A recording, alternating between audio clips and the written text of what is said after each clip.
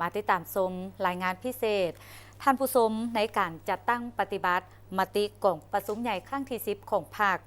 เฮาได้ทบทวนคืนหลายปัญหาที่ต้องปรับปรุงและแก้ไข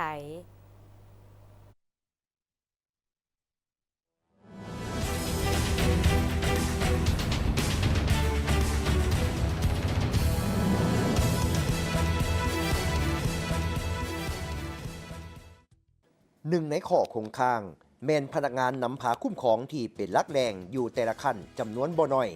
ยังขาดความสะดุ้งไวต่อการเปลี่ยนแปลงของสภาพการต่อสภาพการเล็งทวงตัวจริงในคงเขตเวียกงานที่ตนรับผิดชอบเหตุให้การเคลื่อนไหวนำพานักไปในด้านรูปการบ่แทดเหมาะกับปัญหาตัวจริงที่ต้องแก้ไขทั้งขาดการนำพาซี่นำบรรษาที่ต่อเนื่องยิ่งไปกว่านั้นจำนวนหนึ่งยังติดห้อยกับความเข้าใจแบบเดิมๆบ่กล้าเปลี่ยนไปสู่อันใหม่จึงบ่สามารถเสริมขยายความเป็นเจ้าการประดิษฐ์สร้างในการแก้ปัญหาที่เกิดขึ้นอยู่แต่ละบอนความยุ่งยากใน5 ปีผ่านมาส่วนใหญ่เป็นปัญหาที่สะสมยาวนานมีความสลับซับซ้อน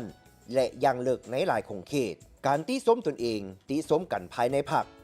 อยู่หลายบอนยังมีลักษณะอ่อนแอและการนำพาฝึกฝนหล่อหลอมคุณสมบัติศีลธรรมปฏิวัติในขบวนการปฏิวัติของมหาชนบ่ทันได้เอาใจใส่ส่งเสริมอย่างถึงระดับการระบาดของพยาธิโควิด -19 ได้ส่งผลกระทบโดยกงต่อประเทศเฮาเหตุให้พวกเฮาสูญเสียเงื่อนไขและสภาพแวดล้อมอันปกติให้แก่การจัดตั้งปฏิบัติมติ10ของพรรคในระยะม่วนท้ายทั้งเหตุให้ความยุ่งยากทางด้านการเงินตาและปัญหาหนี้สินที่ประเทศเฮากำลังประเสริญอยู่นั่นทวีขึ้นตื่มและส่งผลลบอย่างหลวงหลายต่อความสามารถบรรลุบรรดาเป้าหมายที่กองประชุมใหญ่วางออกผ่านการจะตั้งปฏิบัติมติกองประชุมใหญ่ครั้งที่10ของพรรคเฮาสามารถถอดถอนได้บทเรียนต้นต่อดังนี้ในการยกระดับความสามารถและคุณภาพการนำพาของพรรคมีความจำเป็นต้องแก้ไขปัญหา2 ด้านพร้อมกันนั้นแม่นรับประกัน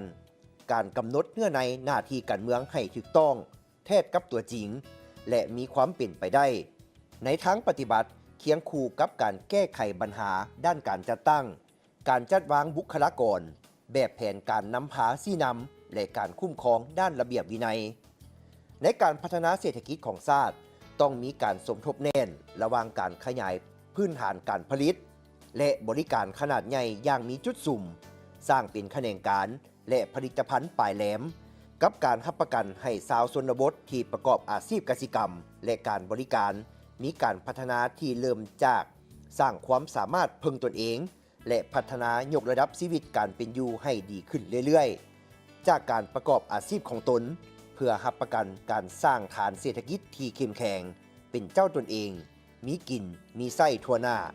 และแก้ไขสภาพความลุดโตนแบบบ่ยุติธรรมในสังคมต้องรับประกันการพัฒนาทรัพยากรมนุษย์ทั้ง2 ด้านไปพร้อมๆกันคือสนองความต้องการทั้งสร้างเป็นกำลังสุกดันให้แก่การพัฒนาด้านเศรษฐกิจสังคมและอีกด้านหนึ่งแม่นการปกป้องเสริมขยายสิทธิผลประโยชน์ของพลเมืองคุณค่าความเป็นมนุษย์และความศิวิไลด้านจิตใจของคนลาวที่เป็นส่วนสำคัญของการพัฒนาด้านสังคมของระบอบประชาธิปไตยประชาชนในการพันขยายและจะตั้งปฏิบัติบรรดามติคำสั่งของพรรคและแผนการโครงการพัฒนาของรัฐอยู่แต่ละขั้นต้องบนพื้นฐานการสมทบระหว่าง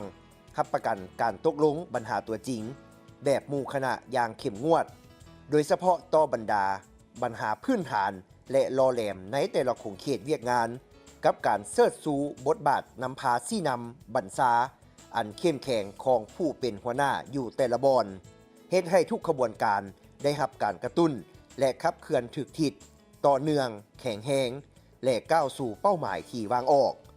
พรรคเฮาได้วางทิศทางพื้นฐานในการสืบต่อบูรณะระบอบประชาธิปไตยประชาชนให้สมบูรณ์ยิ่งขึ้นในซุ้มปีต่อหน้าด้วยการกำหนดทิศทางต้นต่อทั้งเป็นเป้าหมายใจกลางของการบูรณะระบอบประชาธิปไตยประชาชนให้สมบูรณ์ยิ่งขึ้นโดยถือเอาเวียกงานป้องกันชาติป้องกันความสงบเป็นหน้าที่พื้นฐานและต้องปฏิบัติอย่างเป็นประจำการพัฒนาเศรษฐกิจรวมทั้งแก้ไขความยุ่งยากทางด้านการเงินและปัญหาหนี้สินสาธารณะเป็นหน้าที่ใจกลาง การพัฒนาทรัพยากรมนุษย์ และสนองแรงงานสีมือแก่บรรดาโครงการพัฒนาในขงเขตต่างๆ เป็นหน้าที่แถวหน้า การปรับปรุงคุณภาพของเวียกงานภาคพนักงาน เป็นอันตัดสินการปฏิบัติยุทธศาสตร์พัฒนาประเทศชาติ